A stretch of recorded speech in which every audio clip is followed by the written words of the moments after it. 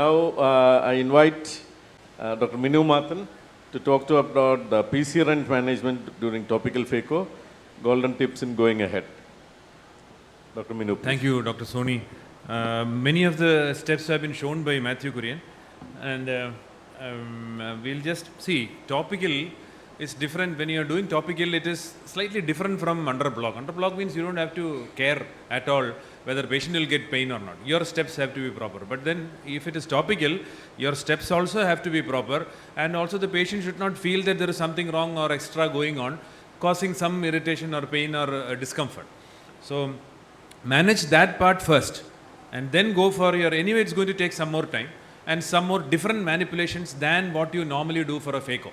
So you would be okay with the manipulations in phaco to adjust it according to what you are comfortable with to make the patient comfortable. But the other thing is you got to get a vitrectomy probe, you got to extend all those things. If it happens, you need to have the patient comfortable first. So add on intracameral lignocaine 1% preservative free, or give, as Dr. Sandhya showed, subincisional lignocaine, or give a little, after giving a little subincisional or subconjunctival, and then give a subtenon's block, and then continue if patient becomes uncooperative and painful. If you should keep watching, don't ask whether you have pain or not. Then they will think, why is he asking for pain when I don't have pain?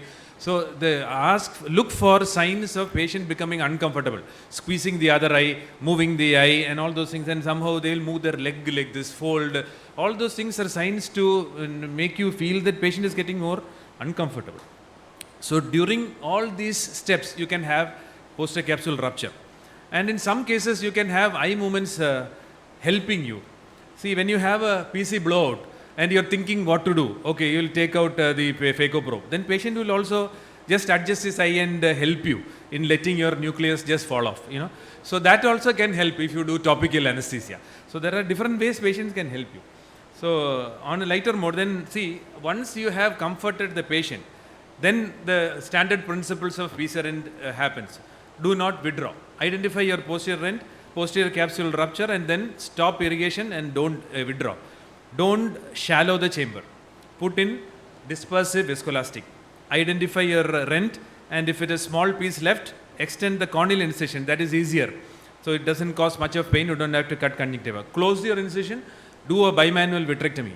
Vitrectomy through non-leaky wounds. And look at the peaking of rexus or the rent margin. That shows you that there is vitreous there. You can use triamcinolone, I'll show you. And if small bits are left, do dry aspiration like this. So after doing a vitrectomy, you can use the vitrectomy probe itself to aspirate the rest of the cortex by making it into IA mode. Change it off to IA mode.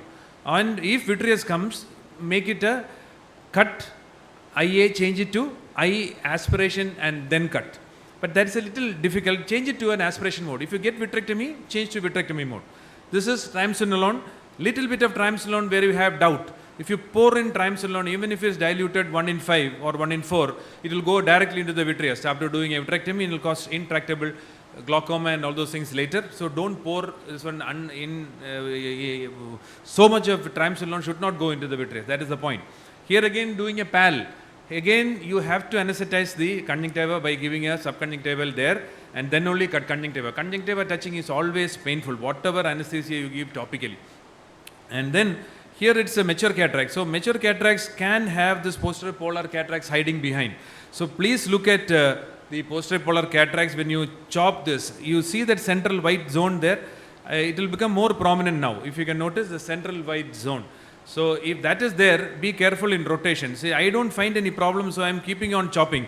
But see, look at this nucleus half. It is almost disappearing on one side. That means the PC is open and it is tilting. So at that point, I stop, put in viscoat and plug that area and bring the nucleus up. Reduce the aspiration flow rate. That is most important. Should not be aspirating here and there. And then do a controlled slow motion phaco. Still no vitreous prolapse. So now you can see the central large opening. This posterior polars typically gives this railroad kind of opening. And I prolapse the rest of the nucleus into the anterior chamber. Put in again viscoat and then take a 3-piece IOL. All mature cataracts or whatever case have a 3-piece IOL backup, and that goes on top of the iris If you're sure that your rhexis is fine, it can go under the iris, but you can put it on top of the iris. Then don't think that you don't have space. There is enough space. Put a lot of viscode into the anterior chamber. Do it slowly. Not that gross chopping should happen. It should be mild chopping, small pieces you make, and gradually aspirate. You don't have the scare of nucleus beads going into the vitreous now because the IOL is scaffolding.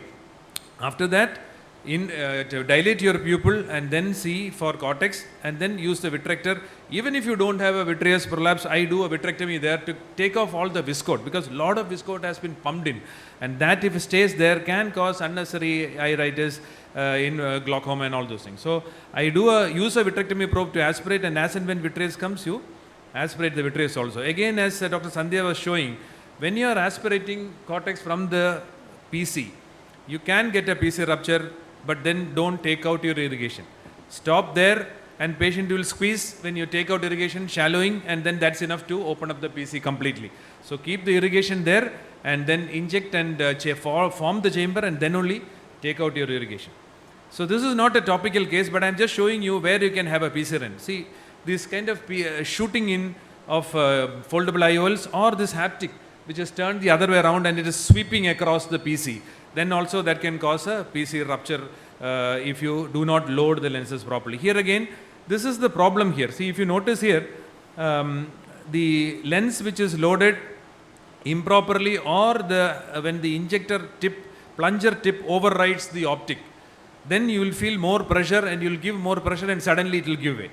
So this is what happens when these kind of lenses fly in. And then the patient is under topical, but then definitely there is a piece in there, but it will be a small one. I don't have time to show all those. So there's a small piece rupture there, and I turn the IOL into the opposite direction. The haptics are kept vertically, and then get away with it. And the last thing is the cortex aspiration. When you turn your tip down and inadvertently catch, you know where your reflex button is and hit your reflex button.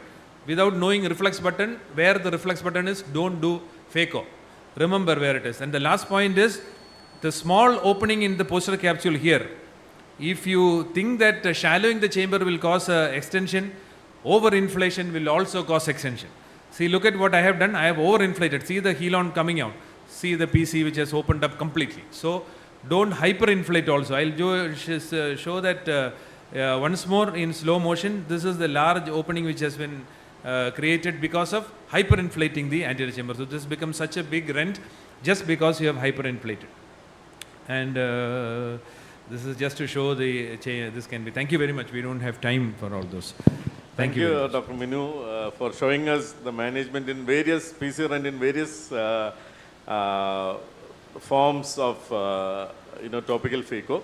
And biggest points to be remembered again is not to withdraw. When you see the earlier signs of a PC rent, you shouldn't withdraw.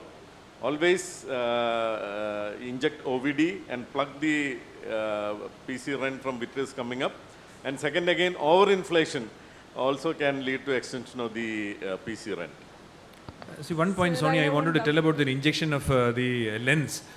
Whenever we inject through this small incisions, I nowadays lift up the anterior lip and then put the injector tip. When we drag conjunctiva along, when you are trying to inject the tip, then it pains. So I put it in the section, lift up and then put it in, doesn't drag, doesn't pain much. That's what I have noticed. I thought initially because of the stretching of the incision. It's not so. Stretching of the incision causes nothing. It is the dragging of this one. And as you showed, I nowadays don't catch the conjunctiva. I am using a MVR now. So MVR, once it enters, even you can even fully enter. The round rod blocks the whole paracentesis, and then you can make the clear corneal incision. But the 15-degree blade, the problem is that sometimes when the patient moves the eye, you can cut through. That is one thing. The other one, you don't have sharp ends. Sir, just one doubt, sir. In this case, did you put subtenance silocaine or just subconjunctival silocaine? Where? Which one? When you converted. No, converting, see, depends on where you are going to cut. If you are just cutting locally, you need to only this one. But if your patient is having pain while doing intraocular manipulations, then the subconjunctival will not work. So we will have to have a subtenon. So if you are giving which quadrant will you give, sir? Infraocular. Infraocular.